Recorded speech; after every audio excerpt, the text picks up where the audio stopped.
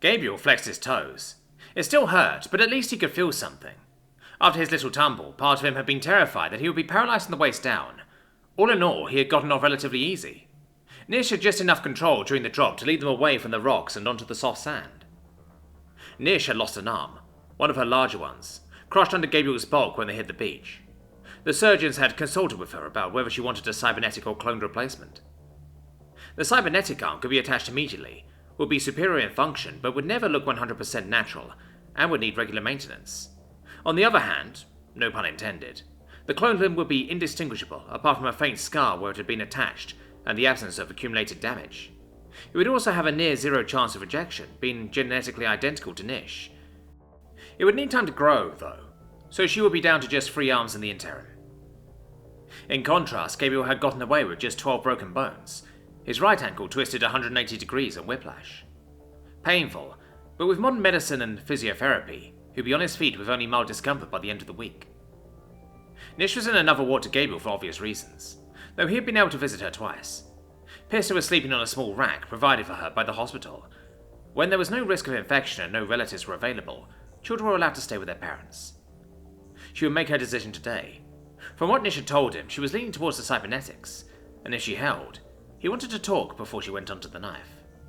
Gabriel pulled out his wheelchair from his cubbyhole with a considerable but manageable amount of pain. As he was rolling out of his room, he saw Bob walking toward him. Despite the familiar lack of a face, they were not in 4th Hospital, which was on another continent. Bob had been flown in specially to treat Gabriel, as he was one of the most qualified people to do so, having treated exactly 3 humans while a Minigrad. "Just the man I wanted to see," Bob said, doing his awkward shuffle. From what Gabriel had read, Warutteri were far more graceful in the water. Bob paused, looked at Gabriel and said, "I thought you wanted to use the crutches. You need to get your muscles working if you want a speedy recovery." "I've never been in a wheelchair before. Just let me have this," Gabriel replied, gesturing vaguely with his hand. Bob looked at the nurse's station and gestured for their attention. "When Gabriel gets back from whatever he's doing, take it off him. There are other more needy people in the hospital," Bob explained, and the duty nurse said he would do so. "You said you wanted to see me," Gabriel said, noting that the conversation seemed to have drifted a bit. Bob got down to Gabriel's level, though rather than bend over or kneel, he compressed his entire trunk. It was quite the sight.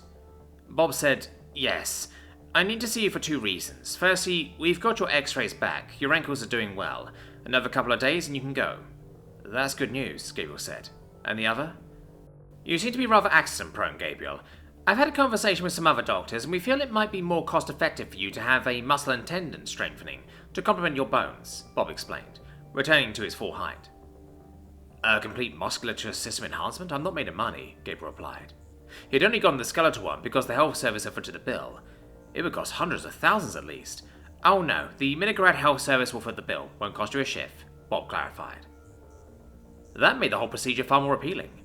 "What exactly can I expect?" Gabriel asked. "Well, you'll be a bit stronger, but this isn't military grade.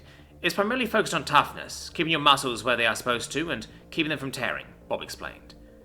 "Your muscles will atrophy at a slower rate, but conversely you'll find it harder to put on muscle mass," he added. "Is it just injections like my bones were?" asked Gabriel, recalling his last improvement procedure. It involved 10 trips to the hospital for a checkup to see that the genetic modification was working correctly, and then injecting the booster. By the end, his genetic code had been permanently altered, though his germ cells remained unchanged. His body now produced an organic ceramic-like material, synthesized from the food he ate, reinforcing his bones. "Yes, 5 injections and your muscles will be protected by an organic sheath, allowing your skeletal muscle to take more punishment before breaking," Bob answered, "though it will take several months before your body actually finishes doing the work." Gabriel nodded. He knew well how long it took for genetic modifications to take effect. "Anything else?" Gabriel asked, while internally he thought about booking a hotel until Nish was discharged. If she went for the cybernetic option, she would probably be released in the next 7 days. "There is something, but it can wait," Bob replied. "Nish the cyborg, eh?" Gabriel said, after Nish confirmed that the mechanical option was the one for her. "It has a nice ring to it," Nish agreed, handing her PDA to Gabriel. He saw a VI mock-up of what Nish would look like with a new arm. "No simp skin or synth exoskeleton in your case?" Gabriel noted, looking at the bare metal. "I decided against it. I know someone with a prosthesis, and she won't stop complaining about how much the skin annoys them. It won't stay in place, gets damaged easily, and is costly to replace," Nish explained, taking her device back. Guess I can kiss the Holfrist Festival goodbye, Nish mumbled, staring at the image. What's that? Inquired Gabriel. Nish just realised she had said that part out loud, looked down, and taken into her chest said, It's the annual mating festival. Sorry? Gabriel asked innocently. It's the Tafunda Mating Festival, Nish replied, deciding it was better to swallow the poison and get it over with. Ew, Pista said, retching. Her understanding of what happened there was limited, mostly stroking sighs and grooming wings, which was disgusting grown-up stuff. Why would your arm matter? Asked Gabriel, which seemed highly odd to him. During that time of year, men are hopped up on so many hormones that all they really care about is looks, Nish explained. Most of them anyway. Some will have esoteric fetishes. Wait, so do you guys just, in a big pile or something? Gabriel wondered out loud. Oh, sacred tears, no. We do that in private, Nish retorted, slightly offended that Gabriel assumed she was that kind of woman. Sorry, Gabriel said, looking at the floor, and Nish realised he had meant nothing by it. I'll look after Pista while you're having your rub, he added, hoping that would make up for what he had just said. Can we go to the park? Asked Pista, excited. No, we can't go to the park, Gabriel replied, pointing to his bum leg. I'm bored in here, Pista complained, lying down on the foot of Nish's bed. We know you are, Nish said. Gabriel tapped his legs and recalled that he had been meaning to say something. The image of cyborg Nish had pushed it from his mind. He said, When we're out and feeling better, I have something I need to tell you two. Gabriel had decided to take Pista to the hospital garden. Very impressive, if Gabriel said so himself. The gardeners here clearly knew what they were doing. It was big, the size of 5 football pitches.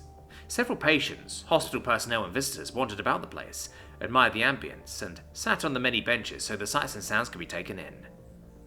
Pista had chosen to sit next to a large fountain and play with the water. She was putting on a brave face, but Gabriel knew she was worried about her mother. As both he and Nish were currently injured, she had taken it upon herself to be the adult. As close to adult as she could get, mind you. Find anything good? Gabriel asked, peering through the rough water. There's a stone, Pista pointed out. Very nice, Gabriel replied. He had not bothered to actually look for it. Your arm's going to be fine, Gabriel said, putting his arm around her shoulder. I know, Pista replied, though her tone betrayed her worry. Is Mummy upset that she can't go to the Yucky Festival anymore? Pista asked, looking up at Gabriel. A little. Why? Did she go often? Asked Gabriel.